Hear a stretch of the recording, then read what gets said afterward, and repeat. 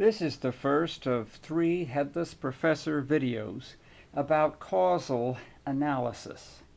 Begin by noting the spelling of the word causal. C-A-U-S-A-L.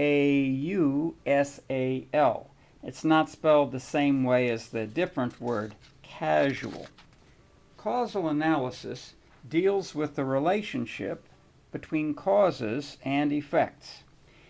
These are events, and causal analysis tries to understand the relationship between these separate events and what we can infer from the existence or absence of one to the other. An effect is the outcome. In science, this is the dependent variable that we are trying to measure. Causes are those other events that have an influence upon the effect. In science, causes are regarded as independent variables and are manipulated in an experiment. That's why experiments are so good for inferring cause and effect relationships. Some causes are adequate to produce the effect. In other words, they are sufficient. Other causes are essential to produce the effect. In other words, they are necessary or required. The relationship of a given cause to a given effect may be that it is adequate, or that it is essential, or that it is both adequate and essential, or that it is neither adequate nor essential. Let's take an example. Rain is an adequate cause for making the effect of the streets wet. We can observe out the window that it is raining, and we can infer that the streets are going to be wet. We observe the adequate cause, and we infer the existence of the effect that it brings about. This is very similar to modus ponens reasoning. If an adequate cause exists, then the effect will exist. Notice we cannot go in the other direction. That would be like affirming the consequent. We cannot observe the effect and infer the existence of adequate causes. For example, we cannot observe that it is wet outside and infer that it has been raining, because something else might have produced the wet streets. Reasoning from the absence reverses the role of cause and effect. In other words, that's similar to the modus ponens.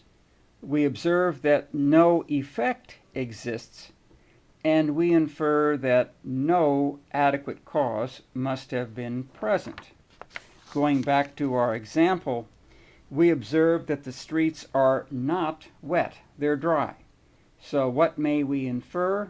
It has not been raining. We cannot go in the other direction on this. We cannot observe that it has not been raining and assume that the streets are going to be dry, because there may be some other adequate cause, like a broken water main, that can create the effect of wet streets. When causes are essential rather than adequate, the relationship with our inference and observation is reversed once again. We observe the effect and infer the existence of all causes essential to produce that effect.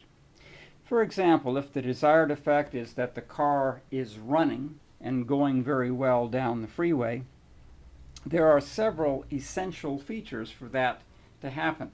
We've got to have enough gas or other fuel. We've got to have workable tires.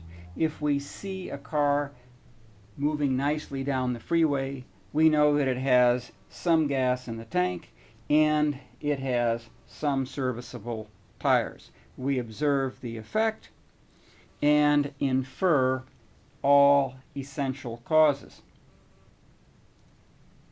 We cannot go in the other direction. We cannot say, well, that car has gas, it ought to run nicely, because it also needs other things like tires and a battery. When it comes to looking at the absence of things, we go in the other direction.